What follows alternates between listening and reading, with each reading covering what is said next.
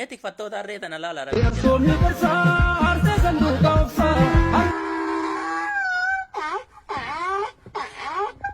Haalaadha si ataasa yarre waan hin jiruun qabu ataasa yarre.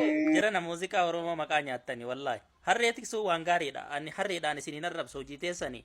Hojii kan kee kabajuu waan guddaadha. Hojii kan keetiif kabaja qabaadhu nutti agarsiisi nuti si wajjin bashannanna.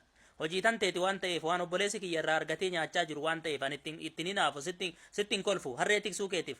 Garuu muuziqaa Oromoo kana maqaa nyaataa jirta. Mee koomentii tana laala rabbi jedha.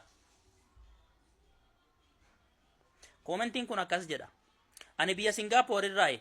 Muuziqaan kunini humna guddaadhaan miira nama sochoosa. Ani muuziqaa Oromoo nin jaalladhaa jedha. Muuziqaa Arsii jedhee wayi jedhe. Muuziqaa Harargee wayi jedhe. Muuziqaa Jimmaa wayi jedhe. Muuziqaa Oromootii jedhe. Garuu nuti muuziqaan tokko kan aadaa Jimmaa agarsiisu yoo ta'e muuziqaa Jimmaa jennaani. Muuziqaan tokko kan aadaa Oromoota Arsii kan agarsiisu yoo ta'e nuti immoo muuziqaa Arsii jennaani. Addunyaan biraa muuziqaa Oromoo jetti. Isaan bar enjoy itti jedhani bar gaaf muuziqaa Oromoo keessaa kan Arsii gaafa argan, Oromoo keessaa kan Jimmaa gaafa argan, Oromoo keessaa kan Wallaggaa gaafa argan, what jedhanii daawwatu jarri. Nuti silaa ittiin boonuu qabna garuu gaddeebineet dhiifama naaf godha warri waa'ee kanaa haasaan ijoollee xixiqqoo warra sadarkaa gadii jiran, warra irraa dhumaa sadarkaa miishoo jiran, warri olaanaa waa'ee kanaa dhimmi gandummaa isaanii yaachisu. Muuziqaan Jimmaa yoo bahe kan Oromoo aadaa Oromoota Jimmaa agarsiisu yoo ta'e dhugumatti ittiin boonu ittiin bashannanu. Oromiyaan biyya abbaa kennaati. Aadaawwan garaagaraa isaan qaban kana ittiin bashannanna jedhu malee ittiin hinaafan. Yookaan muuziqaa Arsii, muuziqaa Wallaggaa, muuziqaa Jimmaan jedhan warra sadarkaa kiyya kana jirantu waa hinaafa. Anis bar warruma akka keessaniiti. Warra sadarkaa gadii jiruudhaanis. Maaliif otoon sadarkaa gadii jiraachuu baadhe dhimmi gandummaa kun na yaachisu ture. Anuu amman tanaaf tuffachaan jira beeytani. Amma dhimmi gandummaa kun Oromoon hin facaati. Gizen jedhu saayibbanti yamal naan jettu beeyta. Isi ati Oromoo tana akkamii yaaddaa naan jedhu beeyta. Angizee namni garasi dhakaa walitti daddarbatu kana nin dhiphadha beeyte. Amma anummaanuu warra sadarkaa gadii kana jiran ta'uu kiyya nuuf hubadhe.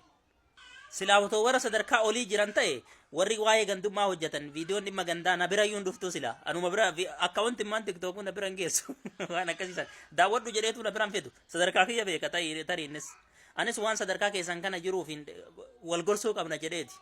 Nuti otoon beekin waa hedduu balleessaa jira laala. Amma addunyaan biroo yoo si agarte maal siin jetti?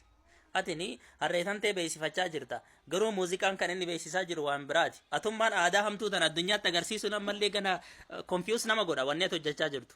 Maaliif yoo muuziqaan Harargee aadaa Harargee kan agarsiisu yoo ta'e nuti Oromoota kutaa 11 qabna sana caalaa waan nama ajaa'ibu afaan guddaa kana loqodoota garaagaraa qabna sana bira dabre aadaawwan garaagaraa eenyummaa garaagaraa qabna garaagarummaa sana wajjin Oromoo jedhamne Oromoo jechuun saba bal'aa ta'uu kenna kan agarsiisu aadaawwan garaagaraa akkaataa uffannaa aadaawwan nyaataa fuudhaa feerumaa aadaawwan minaamin sirbaa minaamin waan kana yoo arganii addunyaan biroo waan kana hin qabdu isaan iyyuu nu daawwatanii ittiin bashannanu garuu isin waan kana hin beektan. Sababa wallaalummaa keessaniitirra waa hedduu hojjechaa waa hedduu balleessaa jirtanii jechuu.